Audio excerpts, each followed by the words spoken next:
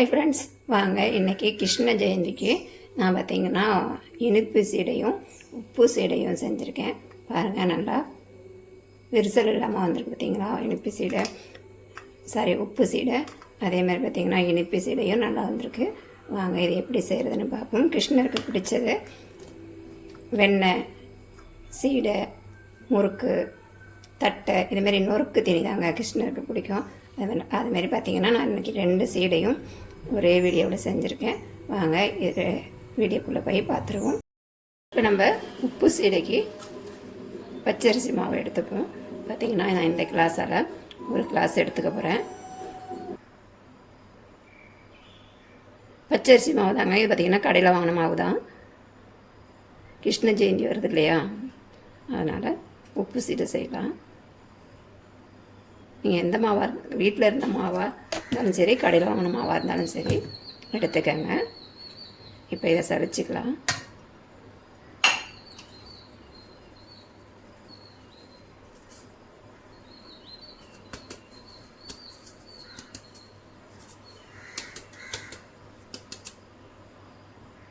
இப்போ நம்ம மாவு சளிச்சாச்சு.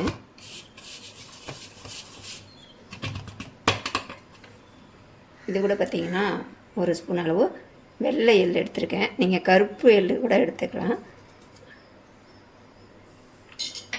பெருங்காயத்தூள், இந்த மாவுக்கு தேவையான அளவு உப்பு, அடுத்தது பார்த்திங்கன்னா ஏலக்காய் தூள் சேர்த்துக்கலாம். இது இப்போ நல்லா கலந்துடும்.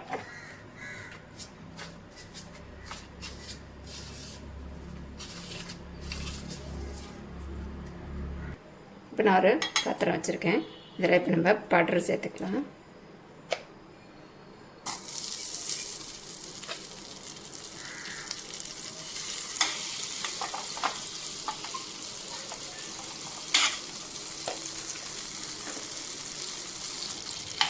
பாருங்கள், பட்டர் நல்லா உருகிடுச்சு. நம்ம இப்போ எடுத்து வச்சுருக்க மாவோட சூட்டோடு சேர்த்துப்போம்.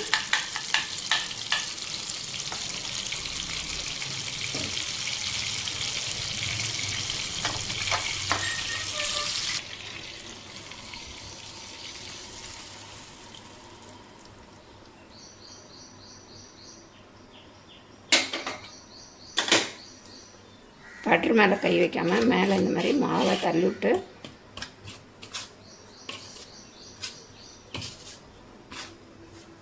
அதே மாதிரி எல்லா மாவுலையும் படுற மாதிரி கிளறிக்கலாம்.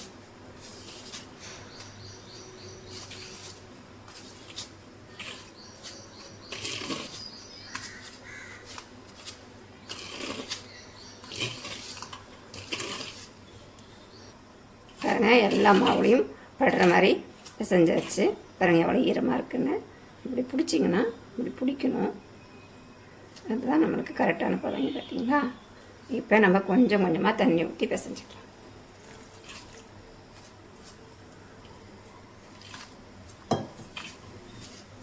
பட்டர் இல்லைன்னா நீங்கள் எண்ணெயை காய வச்சு சேர்த்துக்கங்க.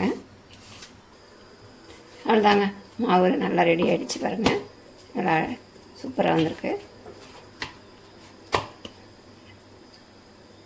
இப்போ நம்ம கொஞ்சம் கொஞ்சமாக கையில் எடுத்து உருட்டிக்கலாம். கையில் லைட்டாக எண்ணெய் தேய்ச்சிக்கோங்க. இப்படி எடுத்துகிட்டு குட்டி குட்டியாக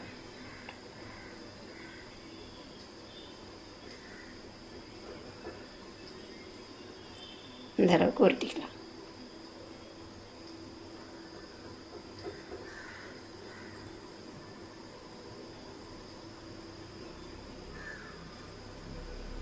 ரொம்ப அழுத்தி உருட்ட வேண்டாம், ஏன்னா நம்மளுக்கு மாவு உள்ளே வேகணும் இல்லையா, அதனால் சும்மா லைட்டாக இந்த சைஸுக்கு உருட்டிக்கலாம். பாருங்க, உருட்டியாச்சு. இப்போ இதை நம்ம எண்ணெயில் போட்டுக்கலாம். எண்ணெய் காஞ்சிருச்சு. இப்போ நம்ம ஒன்றா சேர்த்துக்கலாம். எண்ணெய் பார்த்திங்கன்னா மீடியமான தீக்கில் வச்சுக்கோங்க, இல்லைன்னா போட்டோன்னே கறிகிடும்.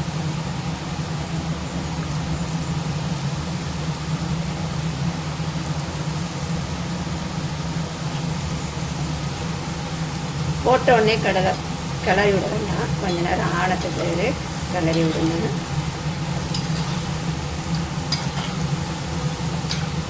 எடுத்துக்கலாம். பாருங்கள், நல்லா முறுமுறுன்னு விரிசல் இல்லாமல் இருக்குது பாருங்கள். ஒரு உருண்டை கூட நம்மளுக்கு விரிசல் விடலை. இந்த மாதிரி ட்ரை பண்ணி பாருங்கள்.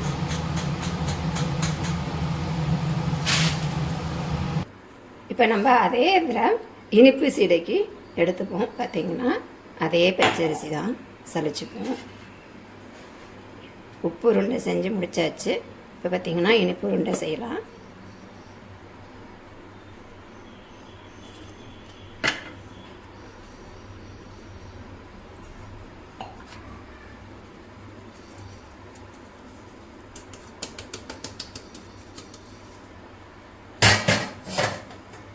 வெள்ளை எள்ளு வாசனைக்கு பார்த்திங்கன்னா ஏலக்காய் தூள்,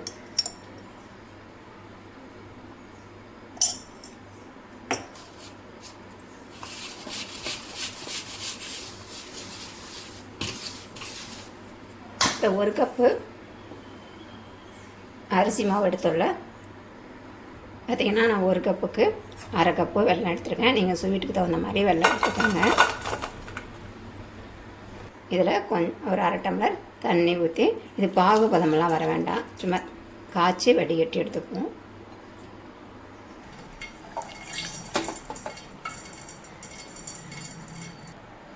பாருங்கள், வெல்லம் நல்லா கரைஞ்சிருச்சு. இதை இப்போ நம்ம வடிகட்டி எடுத்துக்கலாம்.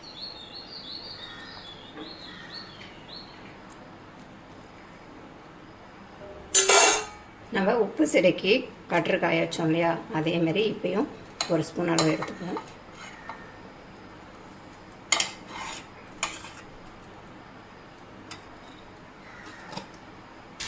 உருக்குனா பட்டரை இது கூட சேர்த்துக்கணும்.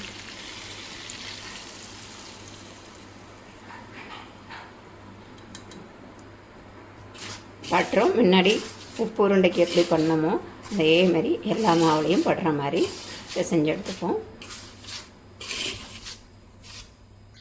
நம்ம வெல்லம் காய்ச்சி வச்சுருக்கோம் இல்லையா, அதை கொஞ்சம் கொஞ்சமாக ஊற்றிக்கலாம், ஒரே வழியாக ஊற்றாமல்.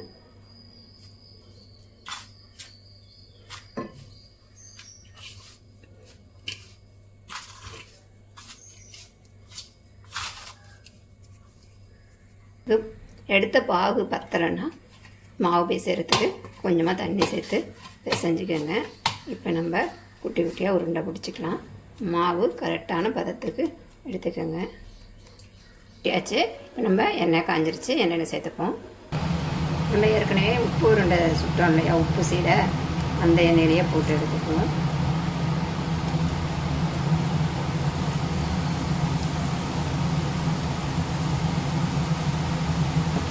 அடுப்பை மீடியமாக இருக்கட்டும், இல்லைன்னா நம்மளுக்கு போட்டோன்னே கருகிடும். ஏன்னா இதில் வெல்லம் சேர்த்துருக்கோம் இல்லையா, அதில் போட்டோன்னே கருகிடும்.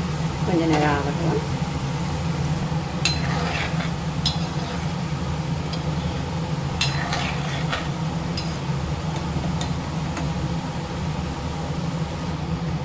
அவ்வளோதாங்க, இனிப்பு சீடையும் நல்லா கலர் மாதிரி வெந்துருச்சு. இதையும் எடுத்துப்போம். உப்பு சீடையும் ரெடி ஆகிடுச்சு, இனிப்பு சீடையும் ரெடி ஆகிடுச்சு. வீடியோ பிடிச்சிருந்தா லைக் பண்ணுங்கள், ஷேர் பண்ணுங்கள், கமெண்ட் பண்ணுங்கள். மறக்காமல் சேனலை சப்ஸ்கிரைப் பண்ணுங்கள். இன்னொரு வீடியோவில் சந்திப்போம். டாடா, பை.